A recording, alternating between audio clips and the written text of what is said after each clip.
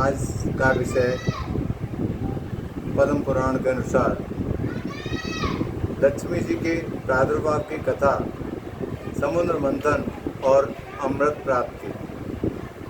तो भीष्म जी ने कहा, मुनि, मैंने तो सुना था लक्ष्मी जी क्षीर समुद्र से प्रकट हुई है, फिर आपने यह कैसे कहा कि वे भृगु की पत्नी ख्याति के गर्भ से उत्पन्न हुई? तो पुलस्त्य जी बोले, राजन, तुमने मुझसे जो प्रश्न किया है उसका उत्तर सुनो। लक्ष्मी जी के जन्म का संबंध समुद्र से है, यह बात मैंने भी ब्रह्मा जी के मुख से सुन रखी है। एक समय की बात है, दैत्यों और दानवों ने बड़ी भारी सेना लेकर देवताओं पर चढ़ाई की। उस युद्ध में दैत्यों के सामने देवता परास्त हो गए। तब इंद्र आदि संपूर्ण देवता अग्नि को आगे करके ब्रह्मा जी की शरण में गए। वहाँ उन्होंने अपना सारा हाल ठीक ठीक कह सुनाया। ब्रह्मा जी ने कहा, तुम लोग मेरे साथ भगवान की शरण में चलो। यह कहकर वे संपूर्ण देवताओं को साथ ले क्षीर सागर के तट पर उत्तर तट पर गए और भगवान वासुदेव को संबोधित करके बोले, विष्णु, शीघ्र उठिए और देवताओं का कल्याण कीजिए। आपकी सहायता न मिलने से दानव इन्हें बारंबार परास्त करते हैं। उनके ऐसा कहने पर कमल के समान नेत्र वाले भगवान अंतर्यामी पुरुषोत्तम ने देवताओं के शरीर की अपूर्व अवस्था देखकर कहा, देवगण, मैं तुम्हारे तेज की वृद्धि करूँगा। मैं जो उपाय बतलाता हूँ उसे तुम लोग करो। तो दैत्यों के साथ मिलकर सब प्रकार की औषधियाँ ले आओ और इन्हें क्षीर सागर में डाल दो। फिर मंदराचल को मथानी और वासुकी नाग को नैती रस्ती बनाकर समुद्र का मंथन करते हुए उससे अमृत निकालो। इस कार्य में तुम लोगों की सहायता करूंगा। समुद्र का मंथन करने पर जो अमृत निकलेगा उसका पान करने से तुम लोग बलवान और अमर हो जाओगे। तो देवादिदेव भगवान के ऐसा कहने पर संपूर्ण देवता दैत्यों के साथ संधि करके अमृत निकालने के यत्न में लग गए। देव, दानव और दैत्य सब मिलकर सब प्रकार की औषधियाँ ले आए और उन्हें क्षीर सागर में डालकर मंदराचल को मथानी एवं वासुकी नाग को नेति बनाकर बड़े वेग से मंथन करने लगे। तो भगवान विष्णु की प्रेरणा से सब देवता एक साथ रहकर वासुकी की पूंछ की ओर हो गए और दैत्यों को उन्होंने वासुकी के सिर की ओर खड़ा कर दिया।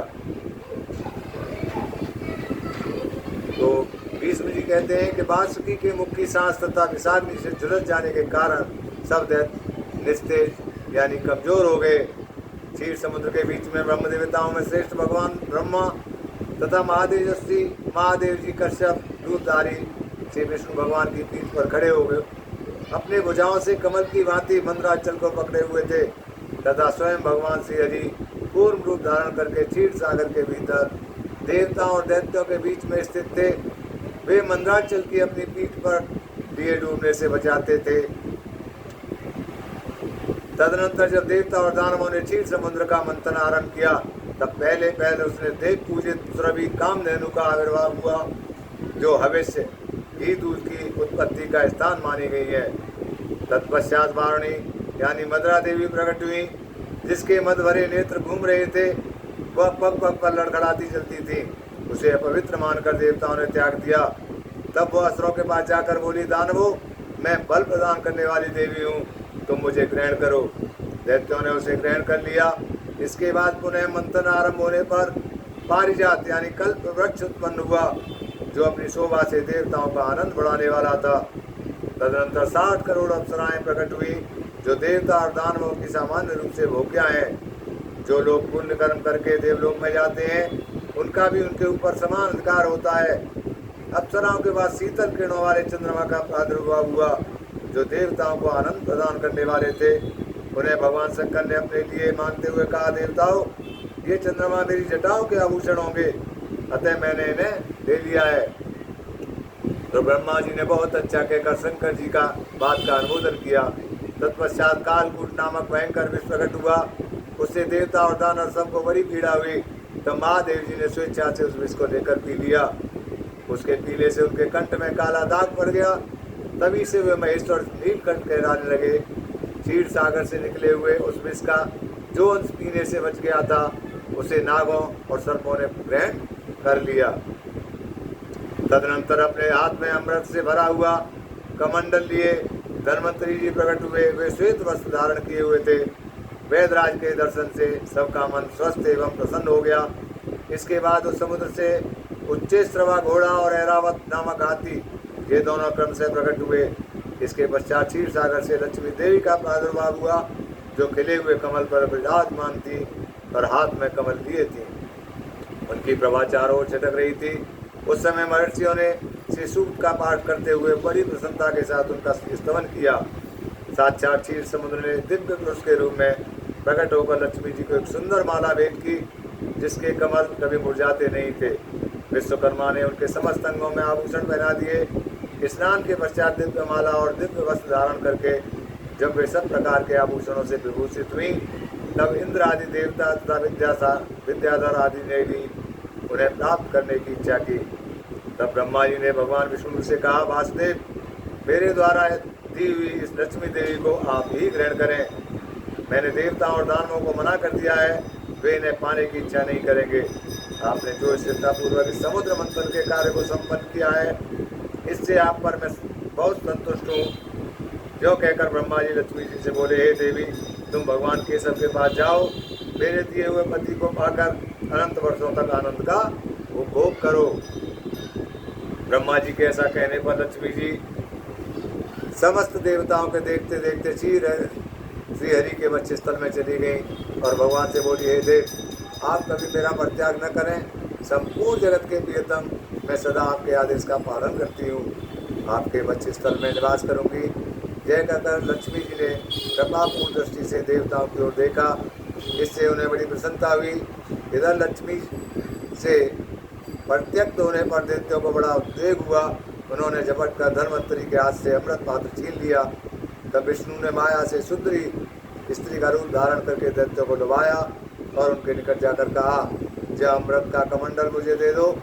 उस त्रिभुवन सुंदरी रूपवती नारी को देखकर दैत्यों का चित्त काम के वशीभूत हो गया। उन्होंने चुपचाप वह अमृत उस सुंदरी के हाथ में दे दिया और स्वयं उसका मुँह ताकने लगे। दानवों से अमृत लेकर भगवान ने देवताओं को दे दिया और इंद्र आदि देवता तत्काल उस अमृत को पी गए। यह देख देखते गण भांति भांति के अस्त्र शस्त्र और तलवारें हाथ में देकर देवताओं पर टूट पड़े, परंतु देवता अमृत पीकर बलवान हो चुके थे। उन्होंने दैत्य सेना को परास्त कर दिया। देवताओं की मार पड़ने पर दैत्यों ने भागकर चारों दिशाओं की शरण ली और कितने ही पाताल में घुस गए। तब संपूर्ण देवता आनंद मग्न हो शंख चक्र और गदा धारण करने वाले भगवान श्री विष्णु को प्रणाम करके स्वर्गलोक को चले गए। तब से सूर्यदेव की प्रभा स्वच्छ हो गई। वे अपने मार्ग से चलने लगे। भगवान अग्निदेव भी मनोहर दीप्ति से युक्त हो प्रज्वलित होने लगे तथा सब प्राणियों का मन धर्म में संलग्न रहने लगा। भगवान विष्णु से सुरक्षित होकर समस्त त्रिलोकी श्री संपन्न हो गई। उस समय समस्त लोगों को धारण करने वाले ब्रह्मा जी ने देवताओं से कहा, देवगण, मैंने तुम्हारी रक्षा के लिए भगवान श्री विष्णु को तथा देवताओं के स्वामी उमापति महादेव को नियत किया है। वे दोनों तुम्हारे योगक्षेम का निर्वाह करेंगे। तुम सदा उनकी उपासना करते रहना, क्योंकि वे तुम्हारा कल्याण करने वाले हैं। उपासना करने से ये दोनों महानुभाव सदा तुम्हारे क्षेम के साधक और वरदायक होंगे। जो कहकर भगवान ब्रह्मा अपने धाम को चले गए। उनके जाने के बाद उन्होंने देवलोक की राह ली। तत्पश्चात श्री हरि और शंकर जी भी अपने अपने धाम बैकुंठ एवं कैलाश को जा पहुँचे। तदनंतर देवेंद्र तीनों लोकों की रक्षा करने लगे। महाभाग इस प्रकार लक्ष्मी जी क्षीर सागर से प्रकट हुई थी। यद्यपि वे सनातनी देवी हैं, तो भी एक समय प्रभु की पत्नी ख्याति के गर्भ से भी उन्होंने जन्म ग्रहण किया था। बोलो भगवान श्री हरि विष्णु भगवान की जय। बोलो भगवान श्री हरि परशुराम जी की जय। हर हर महादेव। जय हो ब्रह्मादेव। जय हो श्री सत्य सनातन धर्म की जय। जय जय श्री राधे।